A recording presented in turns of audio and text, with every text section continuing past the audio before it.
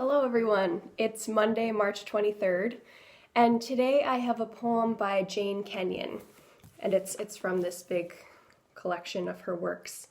I bought this collection when I was in high school. One of my teachers recommended Jane Kenyon, and so I bought this book, so I've had it for a long time. I was actually looking through, and I found this ticket that I was using as a bookmark.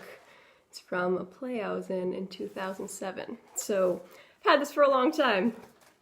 And so Jane Kenyon, I think her work is really beautiful. It actually reminds me a little bit of Mary Oliver's work. It's less focused on nature, but there's still a lot of natural images.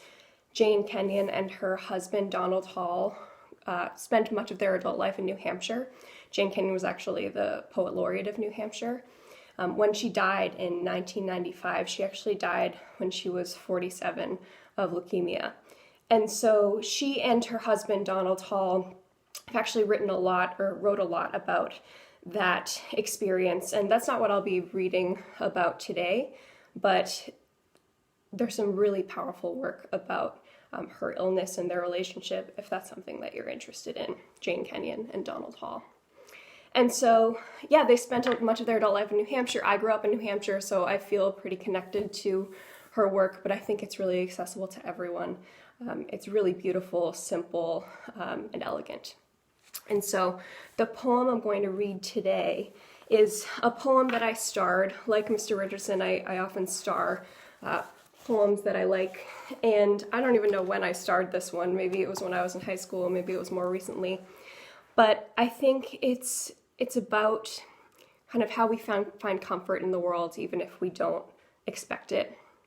And so it's called Portrait of a Figure Near Water by Jane Kenyon.